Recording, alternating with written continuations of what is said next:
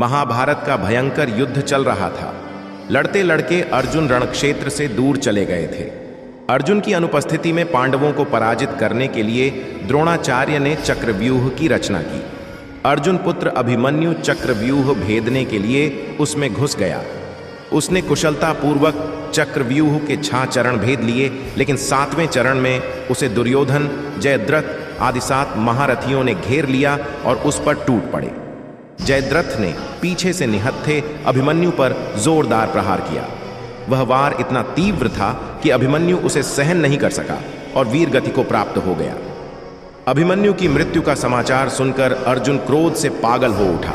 उसने प्रतिज्ञा की कि यदि अगले दिन सूर्यास्त से पहले उसने जयद्रथ का वध नहीं किया तो वह आत्मदाह कर लेगा। जयद्रथ भयभीत होकर दुर्योधन के पास पहुंचा और अर्जुन की प्रतिज्ञा के बारे में बताया। दुर्योधन उसका भय दूर करते हुए बोला, चिंता मत करो मित्र, मैं और सारी कौरव सेना तुम्हारी रक्षा करेंगे। अर्जुन कल तुम तक नहीं पहुंच पाएगा, उसे आत्मदाह करना पड़ेगा। अगले दिन युद्ध शुरू हुआ। अर्जुन की आंखें जयद्रथ को ढूंढ रही थीं, किंतु वह कहीं नहीं मिला। दिन बीतने लगा। धीरे धीरे अर्जुन की निराशा बढ़ती गई। यह देख श्री कृष्ण बोले, पार्थ, समय बीत रहा है और कौरव सेना ने जयद्रथ को रक्षा कवच में घेर रखा है।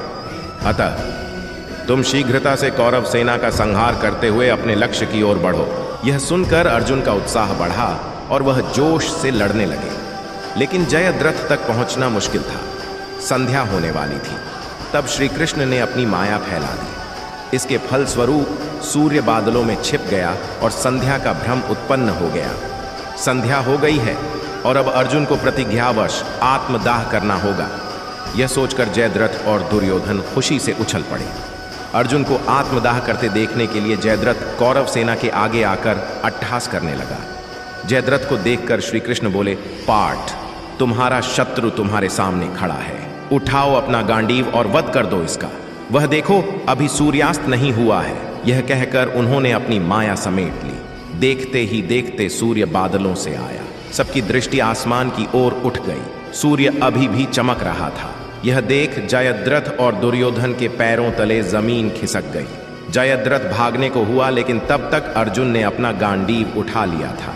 तभी श्री कृष्ण चेतावनी देते हुए बोले, हे अर्जुन, जयद्रथ के पिता ने इसे वरदान दिया था कि जो इसका मस्तक जमीन पर गिराएगा उसका मस्तक भी 100 टुकड़ों में विभक्त हो जाएगा। इसलिए यदि इसका सिर जमीन पर गिरा तो तुम्हारे सिर के भी 100 टुकड़े हो जाएंगे। हे पार्थ, उत्तर दिशा में यहां से 100 योजन की दूरी पर जयद्रथ का पिता तप कर रहा है। तुम इसका मस्तक ऐसे काटो कि वह इसके पिता की गोद में जाकर गिरे।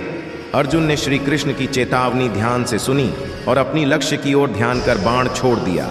उस बाण ने जयद्रथ का सिर धड़ से अलग कर दिया और उसे लेकर सीधा जयद्रथ के पिता की गोद में जाकर गिरा। जयद्रथ का पिता चौंक कर उठा तो उसकी गोद में से सिर जमीन पर गिर गया। सिर के जमीन पर गिरते ही उनके सिर के भी 100 टुकड़े हो गए। इस प्रकार अर्जुन की प्रतिज्ञा पूरी हुई।